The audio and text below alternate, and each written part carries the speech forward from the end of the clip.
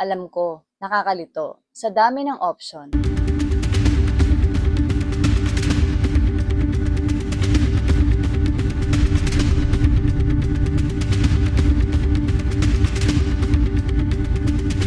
Ngayon, pag-uusapan natin ang isa sa pinakamahalagang tanong pagdating sa insurance.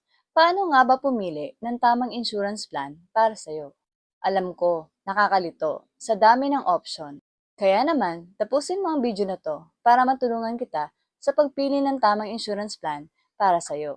Kung ngayon lang tayo nagkita, ako si Sol Premista, isa akong licensed financial advisor at 6 na taon na akong manager. Share ko lang sa'yo, nung unang beses na kumuha ako ng insurance, ang alam ko lang ay para ito sa mga mahal mo sa buhay na maiiwan kung ano man ang mangyari sa'yo. At yun ang main purpose ko kung bakit ako kumuha ng insurance.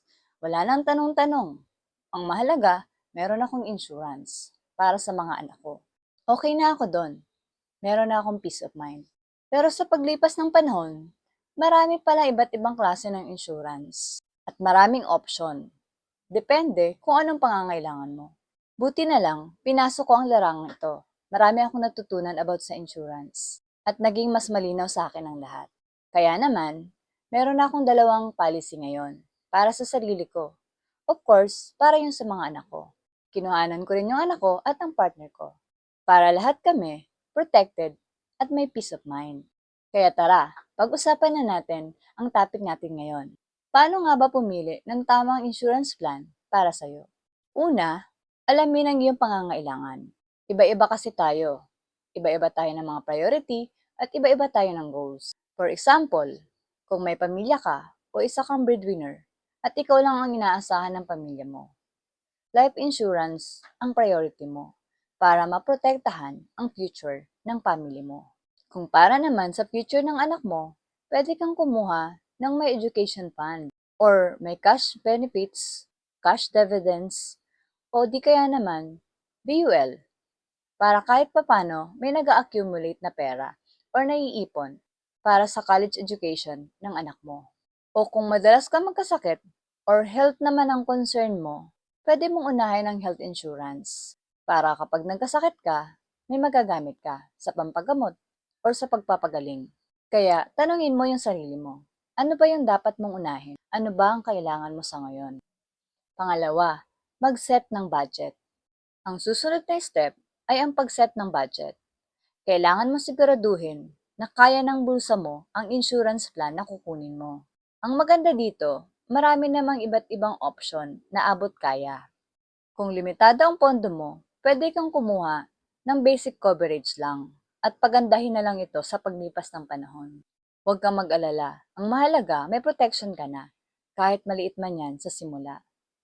At kapag nakapag-decide ka na, nakukuha ka at magsisimula ng insurance plan, siguraduhin mong magiging committed ka sa pagbabayad ng premium para hindi ito mag-lapse, para hindi sayang yung perang pinagpaguran mo. Siyempre, lagi mong iisipin na para ito sa'yo, sa future mo, at sa family mo. Pangatlo, pag-aralan ng mga coverage plan. Kapag may listahan ka na ng mga insurance plan na pasok sa budget mo, oras na para pag-aralan ang bawat isa. Importanteng maintindihan mo kung ano ang coverage ng kinukuha mo. Halimbawa, sa health insurance, dapat alam mo kung kasama ba dyan yung hospital bills, gamot, or may makukuha ka pa kahit paglabas mo ng ospital para sa pagpapagaling mo. Sa life insurance naman, siguraduhin mo kung covered ba nito yung pag naaksidente ka o di kaya naman kapag naging disabled ka. Laging siguraduhin nababasa mo ang fine print at naiintindihan mo kung ano yung mga kasama sa coverage ng plan mo para maiwasan ang mga surprises kapag kailangan mo na mag-claim. Kaya mahalaga na naiintindihan mo kung ano yung plan na kinuha mo at kung ano-ano ang mga coverage nito. Pang-apat, i-compare mo yung mga insurance companies. Hindi sapat na pumili ng isang plan agad-agad. Maglaan ka ng oras para i-compare yung mga insurance companies. Baka kasi may ibang company na nag-aalok ng mas magandang coverage sa mas mababang premium.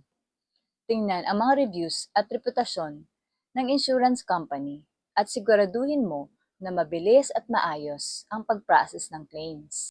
Mahalagang mapili mo ang insurance company na mapagkakatiwalaan mo.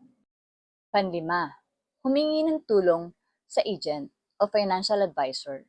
Kung hindi mo alam kung anong tamang insurance plan na dapat mong piliin, magtanong ka sa financial advisor o sa isang agent kasi sila ang eksperto pagdating dito. At sure ako, matutulungan ka nila sa pagpili ng plan na swak sa budget mo at sa pangangailangan mo. Hindi mo ito kailangan gawin mag-isa. Andyan sila para magbigay ng advice at i-explain sa'yo yung mga terms na minsan nakakalito. At ang tip ko sa'yo, pumili ka ng financial advisor o agent na mapagkakatiwalaan mo. Kasi siya ang magiging partner for life mo pagdating sa bagay na ito. Number 6, i-review palagi ang insurance plan na kinuha mo. Kailangan kasi ito habang nagbabago ang buhay mo. Like, kung binata ka kumuha, tapos nagkapamilya ka, nagkaasawa ka, nagkaanak ka, bumili ka ng bagong bahay o magre-retire ka na.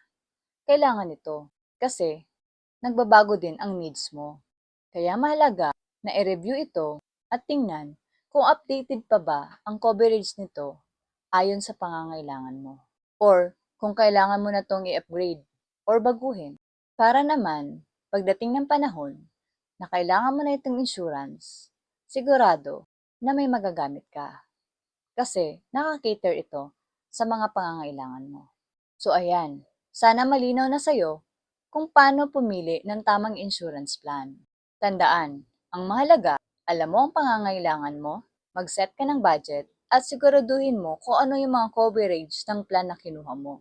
Huwag kang magmadali. Mag-research ka sa mga iba't ibang insurance companies at piliin mo ang mapagkakatiwalaan na financial advisor dahil siya ang magiging partner for life mo pagdating sa insurance. Planuhin mo mabuti, pag-isipan mo para sa mas secure na future. Kung may tanong pa kayo, comment nyo lang sa baba at sasagutin ko. At kung nagustuhan mo itong video na to, please like and share po para mas marami pa tayong matulungan. Laging tandaan, maging wise, be protected, para may peace of mind ka. Salamat sa panonood. See you next time. God bless!